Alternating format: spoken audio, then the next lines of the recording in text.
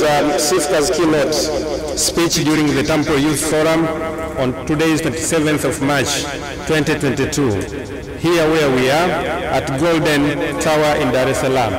Assalamu alaikum wa rahmatullahi wa barakatuh. With the hope and sincere hope that we had our guest of honor here, that would like to greet the honorable guest of honor, first thanking him to be here. Personally, I'm delighted for this opportunity to represent the Center for Islamic Finance, Compliance and Advice in this auspicious conference that aims to unlock the potentials available for the youth in Tanzania towards dealing or overcoming a challenge of being unemployed. SIFCA, Center for Islamic Finance, Compliance and Advice, is a body that is established and is working in Tanzania as a think tank in promoting and advocating Islamic finance. In short, we'll say halal finance for halal investments. Dear guest of honor, please allow me to convey to you our sincere gratitude and the greetings from our chairman, Mr. Arif Nahad, who, by being outside Tanzania, could not attend this important event. Likewise, with me, I carry the well wishes from other SIFCA leaders and the members to this important gathering. Honorable guest of honor, as the theme of today's conference points towards addressing the employability challenges among youth in Tanzania, we at SIFCA, being a think tank on Islamic finance that focuses in providing advice on halal financing for halal investments, are today highly delighted to put forward the financing opportunities for youth towards self-employment. As you'll see where we are going with this conference, we are addressing the issue of unemployment. And as we will explain later, to many, employment basically means being hired. But today's conference aims to put into youth's mind that employment does not necessarily mean being hired or paid with someone else. It will also include self-employment. Now at SIFCA we have come with a theme to show what self-financing one can have towards being self-employed. Dear honorable guests and all participants, as far as youth's employment is concerned, one cannot speak of it without addressing the fundamental issues of youth's employment. If we talk of youth empowerment, we should necessarily deal with the issue of employment.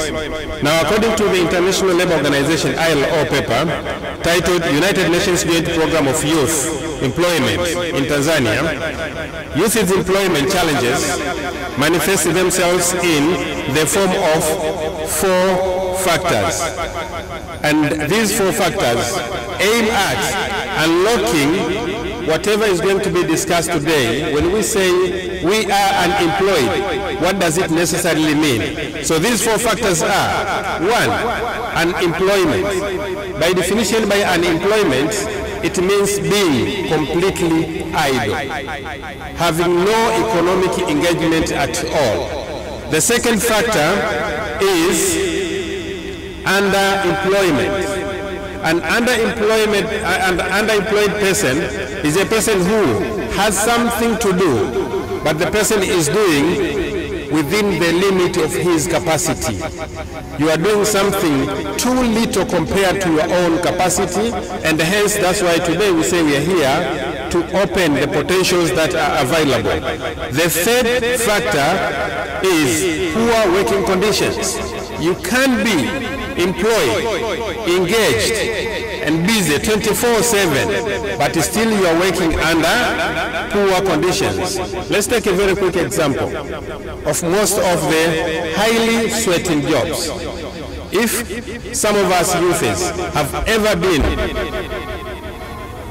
lucky to work in either construction or at Kariako, that you carry the bag on your head. You are working 24/7, but you are working under very poor or highly unwanted conditions. That's the fourth factor. The third factor. And the fourth factor is lack of integrated approach. You are working 24 hours, but you don't have a direction. You wake up in the morning, you really don't know yourself. Where are you heading to and what are you aiming at? Hence, it is my sincere hope that we all today are going in one way or another to be covering these four aspects of unemployment and see what are the potential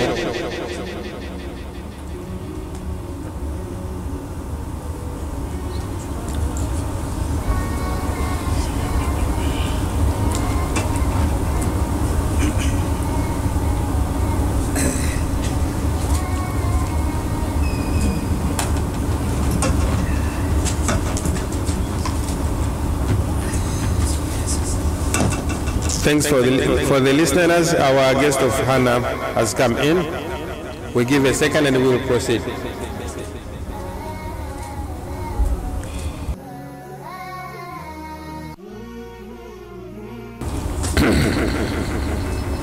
Now to stop where I stopped, first I should take this opportunity to salute the guest of honor and thank him very much for being part of us, and we'll continue where we stopped. Now, as it stands today, youth employment remains a major challenge, both at global and national level. In Tanzania, youth age and employment stands at 13.7% of all youths who nearly 11 million. Now this is equal to 1,507,000 youths are unemployed. This is in spite, according to ILO, of the high rates of economic growth in the past decade averaging 7%. The economy has been so far growing at 7%, but the question remains, are youth part and parcel of this growth? Unfortunately, the rapid gains in economic growth and education have not translated into productive and decent employment significant enough in alleviating poverty, especially amongst our youths. And hence, part of our speech is going to show how do we address this mishap. Youth in Tanzania represents roughly 18% of the total population. The share remains stable since 1990s to date. It remains stable that the youth is representing 18%. In absolute numbers, the size of Tanzania's youth almost doubled from 4.4 million in 1990 to 8.1 million in 2010. According to the World Bank report titled Youth in Tanzania, a growing education and an educated labor force, this size was expected to swell to 11 million by the years 2020 because there is no new report that has been released so far. That means if this projection is real, at the moment we are in 2020s, hence the youth unemployment is expected to have swelled to 11 million. Now, to our keynote, after highlighting these challenges, what does Islamic finance offer for youth? The role of Islamic finance in youth economic empowerment towards self-employment. In line with notable efforts by other stakeholders, the Center for Islamic Finance, Compliance and Advice, which is CIFC as we introduced earlier, is geared towards advocacy, education, and introduction of Islamic finance as a means of achieving UN Millennium Sustainable Goal number 8, which is decent work and economic growth. Hence, we are saying today that the solution we have brought on the table as part of this conference How can youth become self-employed? We say it's through adopting and going with the lines and the whims of Islamic finance, as we will explain. To achieve this, SIFCA acknowledges the following. 1. The contribution of Islamic finance to sustainable development. The role of Islamic microfinance on youth's empowerment. To start with, I'll touch on the issue of the contribution of Islamic finance in SDGs. This can be through the social finance, and the social finance are in the following branches when it comes to Islam. Sadaqah, this is charity. Zakah and Awqaf. The Sadaqah and the Zakah can be used for the poor and the destitute. In this case, the economy can be unlocked through benevolent giving to these poor. However, we have Awqaf that can be used as a tool for sustainable development projects, meaning this can be used at a much higher level by those who are already in development and would like to extend and expand the economy. Now, contribution of Islamic finance is also possible through Sharia-compliant financing products. We have examples, and we have picked one particular example of which we are sure during this conference it's going to be expounded more. It's called Qarad Hasan. Qarad Hasan is benevolent loans or non-interest loans to those who need working capital. Back to the key issue of our discussion today, that youth are unemployed and have that mentality that employment is to be on the desk employed by someone. And we say youth can be employed through self-employment. As many of the speakers will come and speak, you will find that a main challenge is going to be, how do I employ myself? Is issue of source of working capital. And hence, one solution that is put forward to us is Qarad Hasan. Qarad Hasan which is benevolent. And why did we pick this? Because this is a type of loan that is already under implementation by our host through Tampro SACCOS. And as far as we understand, this has already benefited a lot of halal aspiring investors, with youth group benefiting as well. And I'm quite sure that when Tampro stand and speak, they will touch on this one. Our second aspect is on Islamic finance, and this one is our main advocacy for today. Islamic microfinance as a tool for youth's empowerment. Islamic finance can be used as a tool for youth's employment and assisting them in solving the unemployment through providing them with financing with minimal conditions. Let us realize on this. If you ask what's an issue with the youth, it will be lack of financing.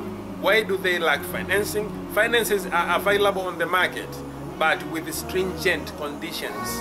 Hence, microfinance is coming with a tool that will provide minimal conditions that will enable them to become self-employed through conducting businesses and other innovative profit-making activities. Financing youth to become self-employed can also be through Sharia-compliant financing, microcredits via Islamic microfinance by supporting entrepreneurs through. Here we are mentioning few key Islamic financing products that can be used to unlock the challenge of capital to youth. My other experts will come and will explain this in depth, but as you'll see later at the end, we advocate our youth to explore more to what Tampro SACCOS is offering in terms of all these products. We have Mudaraba and Musharaka. These are equity financing for capital, working capital. We have Ijara, which is the equivalent of rental in Islamic finance, where you can lend an equipment and use for your purpose. A good example will be, we have youth who are good and have been trained through VETA.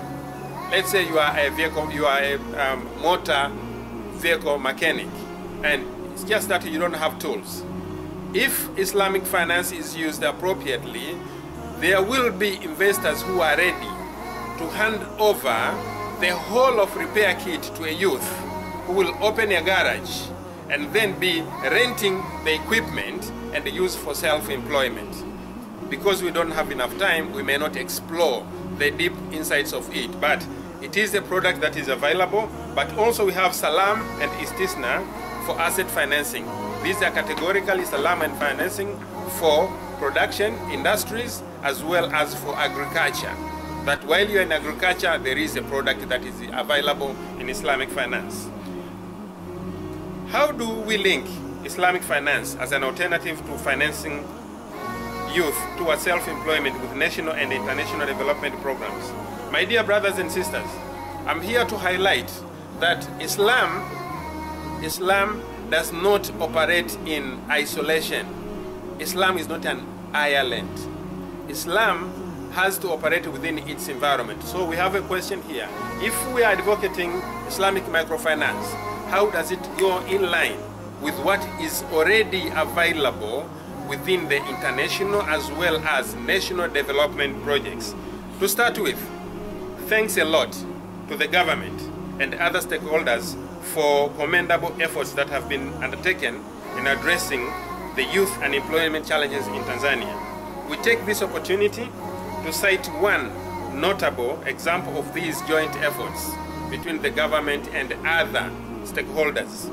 The program of youth employment in Tanzania, both males and females, that is implemented under collaboration between UN sister organizations of UN Food and Agriculture Organization, FAO, which is popular to many of us, UN Women, United Nations Industrial Development Organization, as well as ILO, which is the program implementing agency.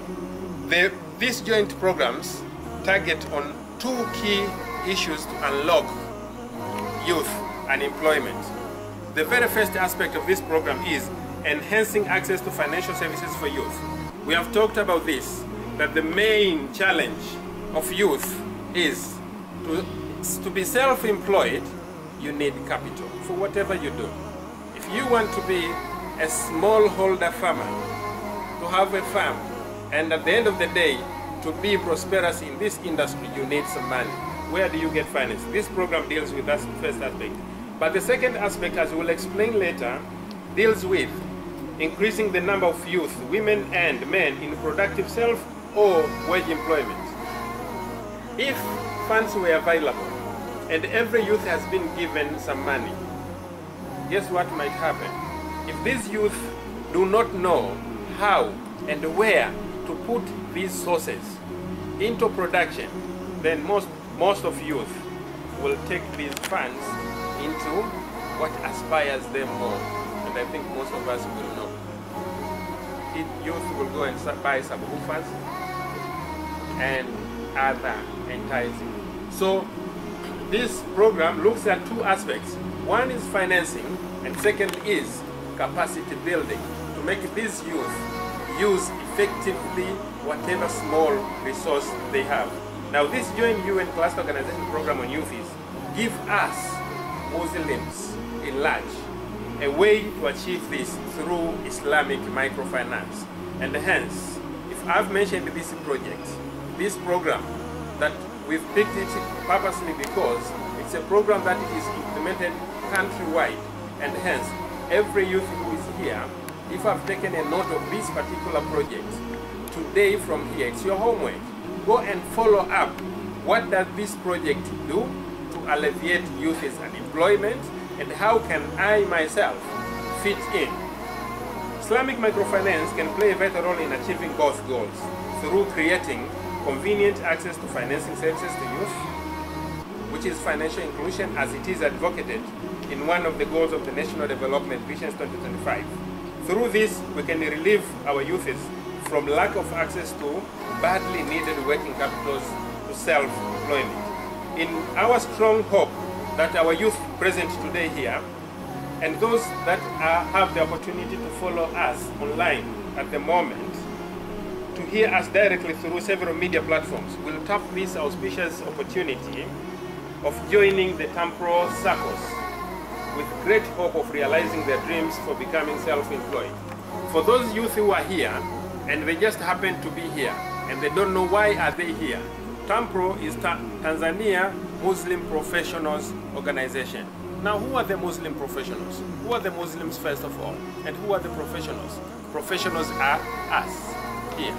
and hence we need to tap the resources that are available in this particular organization that is dedicated to this, to the youth and to the Muslim professionals. Having touched on the Islamic finance as a financing part, as we said, it takes two to tango.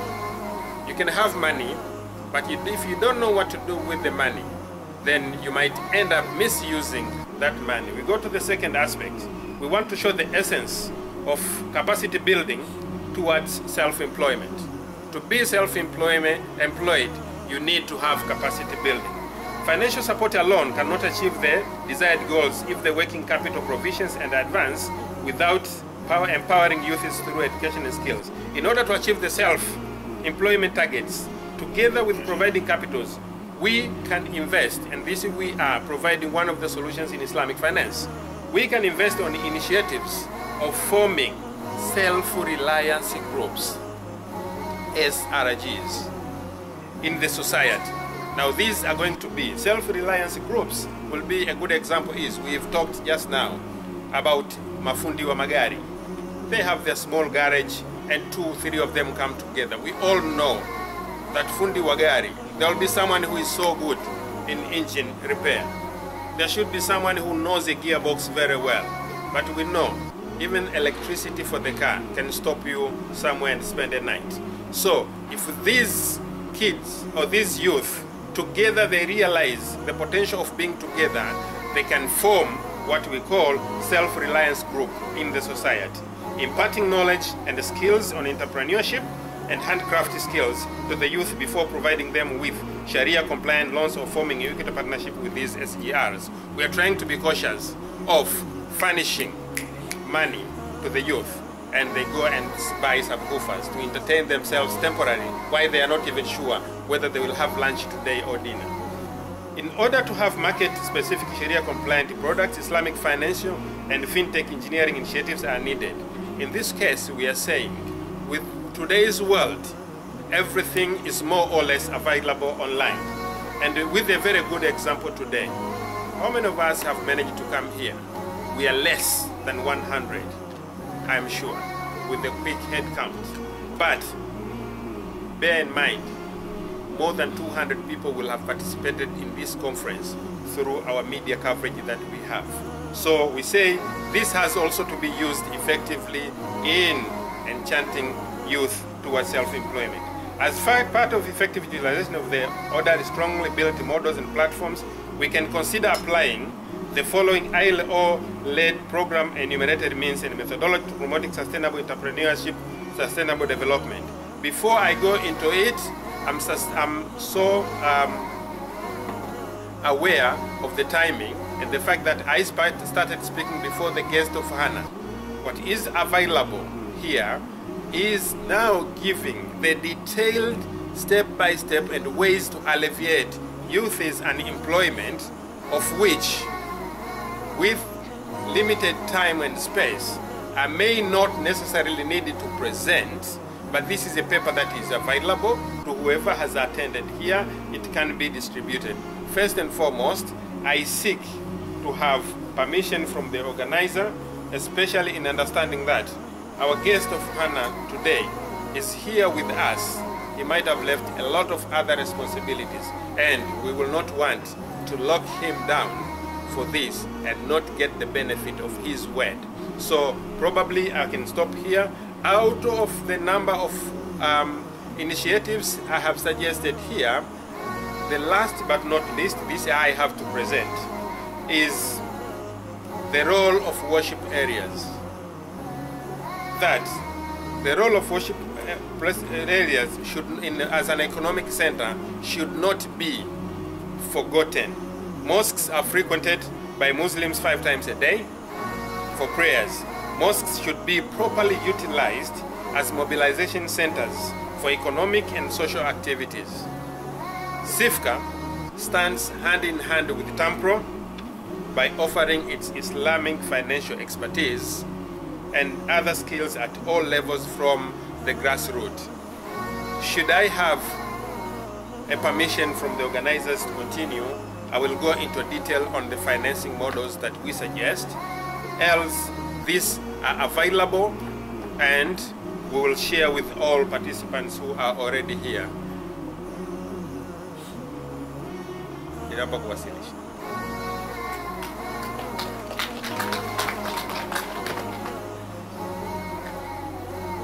Asante sana, Sheikh Saad.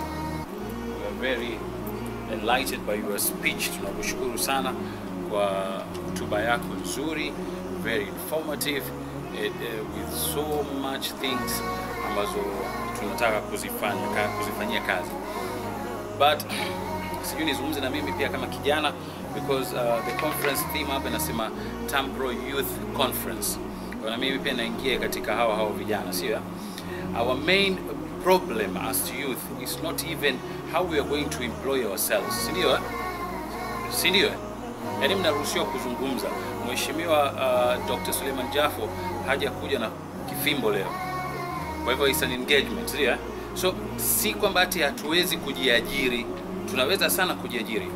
If I'm supposed to be asking any idea, mtu atupatie a $1 million idea sasa hivi, gani anataka kwenda kufanya, zitakuwa ni nyingi sana, si ndio?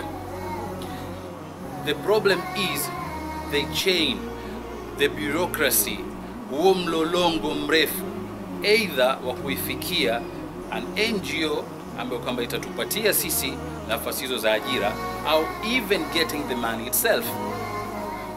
You'll be asked for collateral.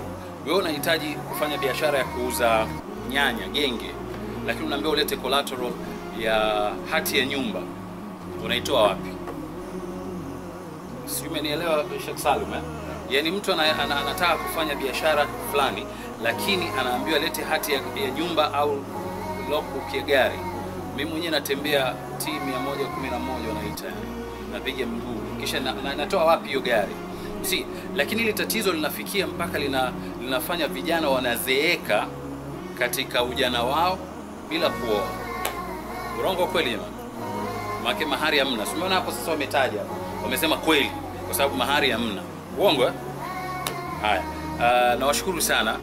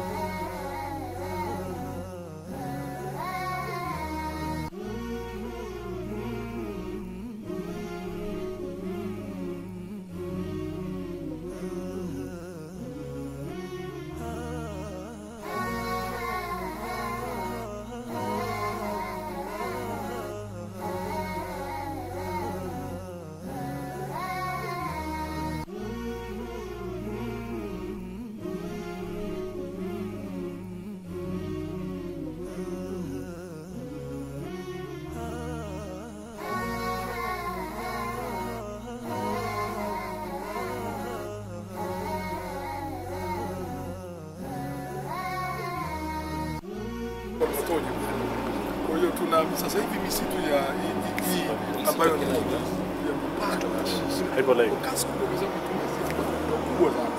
Kila msitu unakuwa na malori barabarani kuna mabati ni shikoti yake na ambao zinachukua 25 years. Lakini tunavuna hatuna kila tumbelezi. Lakini pia fedha kubwa zinahitajika. Kama mnafikiria kwamba tunasema kutoa green school kwa ajili ya upandaji wa miti. Lakini green school kama Malaysia wanapita. Taifa linahitaji 600 tons za per year. Tuna produce 280. Tuna deficit ya 320. Ndio inayoagizwa na kina Mo na kina nani. Lakini Malaysia walichukua michikichi kutoka Kigoma miaka 60 wakapanda. What they are doing, wana issue green scope kwa ajili ya private, kwa ajili ya serikali kupanda palm oil ambayo sasa hivi palm oil mpaka 5 years unavuna. Kwa hiyo tukienda kwenye green scope tutaweza kwa mfano Kigoma tukahamasisha watu wakapanda kwa kutumia green scope. Serikali inaishi kwa mfano wizara yako Marekani wanafanya, Uingereza wanaissue through treasury green sukuk au sukuk ya aina yoyote, wananchi wanasikia fedha pale, inaenda kuzalisha palm oil zile, baadaye inakuja kuwa ni production of oil. Kwa hiyo hatuhitaji kukopa nje, wananchi wetu wana invest mle na pia wana produce, then tunapata viwanda. Kwa mfano mzuri, kuna mkulima, unamjua mtoto wa Bagara Mlima, anunua mpaka kibanda cha mafuta ya mawezi, ana kila kitu, lakini hana working capital. Tumemshauri apewe sukuk, lakini unaona ana sita. Sasa these efforts, sisi kama sisi tunataka kuweka mzao kwa serikali kustructure hizo sukuk. Kwa sababu sasa tunastructure sukuk ya kisa ambayo wanatoa 15 billion sukuk, haiwezi kuchukua hata wiki mbili, itakuwa imeisha. Umeshapata 15 billion, una invest kwa kwa muda wako mfupi. I think it's part of mimi niombe hiyo ni elimu kubwa sana. Yeah, we can come and make presentation kwa wataalamu na nini, ukaiona na kufanya kazi nchi nyingine na nini. If you can be of interest, then tutakuwa tunasaidia taifa letu. Na unachukua namba pia mheshimiwa basi. Saidia. Sasa tena ni jambo kubwa sana. Nadhani ni uelewa wa hiyo window. Yes. Sasa hivi tumezungumza na Wizara ya Maji. Mamlaka ya maji kufuata wizara ambao tuliafiki kufanya presentation ili watoke. Kwa Zanzibar na rais fikiri kwamba tutao kuishu kwenye mwetu tunaenda kandata kikao cha kitaalamu. Sasa alafu na nini tukawapa wenzetu fursa wakaja kuweka nani ikaleta maana kubwa kwa ajili ya taifa. Nawashukuru jamani wa kwanza. Tuko na wewe mheshimiwa. Asante sana. Pamoja.